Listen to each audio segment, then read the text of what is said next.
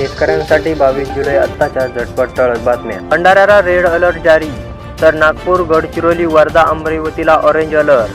मुंबईतही मुसळधार पाऊस, शाळा महाविद्यालयांना सुट्टी जाहीर. योजनेतून एकही बहीण सुटणार नाही. मुख्यमंत्री माझी लाडकी बहीण योजनेसाठी गाव पातळीवरच नियोजन.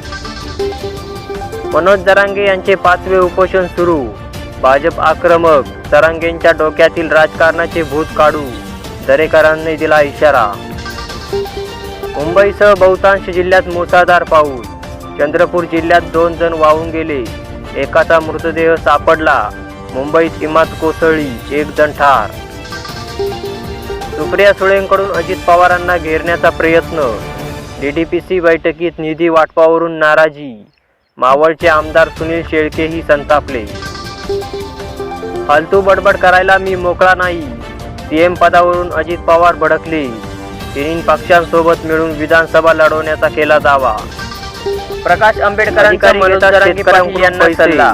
विधानसभा निवडणुकीत सर्व 288 मतदारसंघात उमेदवार उभे करण्याची विनंती. लाडकी बहीण भाऊ झाले आता लाडक्या नातवांचे पण बघा. महाराष्ट्र नवनिर्माण सेनेच्या नेत्यांची राज्य सरकारवर टीका. शरद पवार, अजित पवार पुन्हा एकत्र, मात्र एकमेकांकडे बघणेही टाळले. पुण्याच्या डीटीपीसी बैठकीची राजकीय वर्तुळात चांगलीच चर्चा. अधिकारी घेतात शेतकऱ्यांकडून पैसे. बलांडे, गाय, गोठा, सिंचन विहिरींचे पैसे देऊनही बांधकामाचे पैसे मिळत नाही, शेतकऱ्यांनी केला आरोप.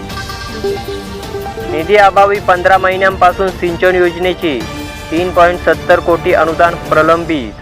2023-24 मध्ये तालुक्यात 620 शेतकऱ्यांना अनुदान नाही.